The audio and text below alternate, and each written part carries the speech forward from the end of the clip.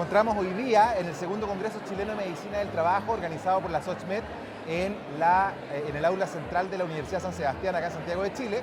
Y nos acompaña Marta Cabrera, que ha sido un personaje clave en el desarrollo de la medicina laboral, no solamente la medicina laboral, sino también la salud ocupacional.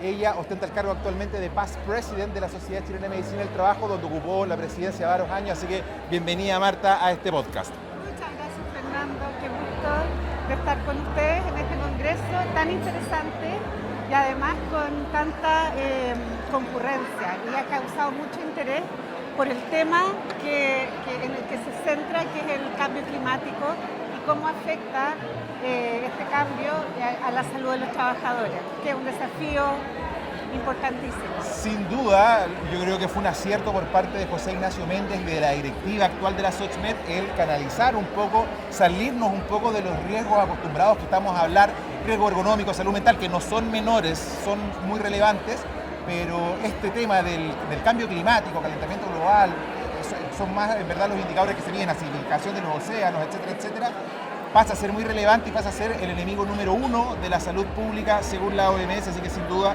es algo atingente. Me gustaría preguntarte, Marta, ¿cuál piensas tú que es el mayor desafío que enfrentan las naciones para poder abordar este tema del cambio climático? Uy, es complicado, si tuviéramos la respuesta... ¿Cómo piensas tú que podríamos abordarlo? Porque se ve inabordable. Exactamente, pero pienso yo que parte por políticas públicas enfocadas, como veíamos en la primera presentación hoy día, de disminuir y hacer un cambio en el fondo en la matriz energética, ¿cierto? Si cambiamos la matriz energética y nos enfocamos en las energías renovables, evidentemente vamos a disminuir los gases de efecto invernadero y con eso no eliminamos el cambio climático, pero sí detenemos la progresión. Y además de pasadita, disminuimos la contaminación, ¿cierto?, ambiental que tantas muertes causa en la población general y especialmente en los trabajadores y trabajadoras. Sin duda el uso de combustibles fósiles como principal pilar de las matrices energéticas de los países es un problema, hay que luchar contra eso.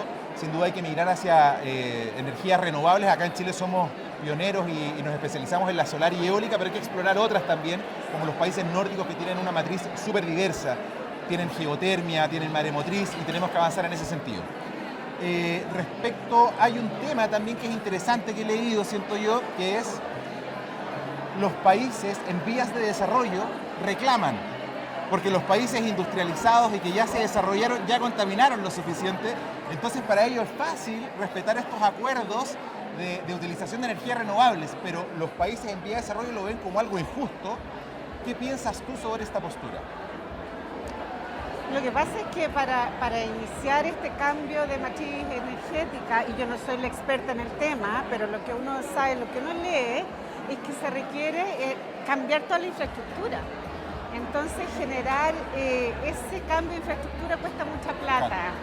Entonces si no tenemos los fondos para hacer eso, claro, evidentemente nos tenemos que bancar todo lo que contaminaron los otros, además de lo que contaminamos nosotros. Y además que el cambio que hagamos nosotros influye poquito en el cambio climático global, ¿cierto? Pero bueno, es un desafío que enfrentamos, que lo tenemos que conocer para poder atacarlo y que es re importante que nosotros como médicos seamos voces que promuevan el cambio, no solamente a nivel de país, porque a veces nosotros no somos tan importantes como para hacer ese impacto, pero sí a nivel comunitario, a nivel de nuestros lugares de trabajo y a nivel personal. O sea, cómo yo puedo impactar o trabajar por frenar o mitigar los efectos del cambio climático. Me encantó tu respuesta, Marta. Yo siento que esa frase muy antigua que hay que predicar con el ejemplo se aplica para todo en la vida y el cambio parte por uno, sin duda. Ojalá tener más médicos en lugares de toma de decisiones de políticas públicas donde se pueda avanzar a integrar el concepto del impacto de salud, porque hasta ahora hablamos mucho de sostenibilidad de las naciones, hablamos del tema del cambio de las matrices energéticas, de cómo generar menos gases de efecto invernadero, cómo mitigar los que ya hemos lanzado a la atmósfera, pero todavía falta trabajar más en el impacto a la salud y específicamente a la salud de las trabajadoras. Hace poco, Osana Rodríguez, presidenta de la ALSO, comentaba un caso que me llamó mucho la atención, que pareciera ser tan simple, pero ocurrió una epidemia en México, en los trabajadores que cortan la caña de azúcar, ocurrió una epidemia de falla renal. Se pensó que había alguna bacteria, un químico, claro. algún riesgo químico, físico, biológico, y en verdad la explicación era mucho más simple. El calorcito. Era que los trabajadores no iban a tomar agua porque perdían horas de Exacto. trabajo, tenían menor renta y se quedaban sin tomar agua a expensas del costo hipovolémico y fisiológico que significa para el riñón esto. Entonces, sin duda es algo que tenemos que abordar, la agricultura. Pero eso sí podemos nosotros impactar, ¿cierto? Nosotros sí podemos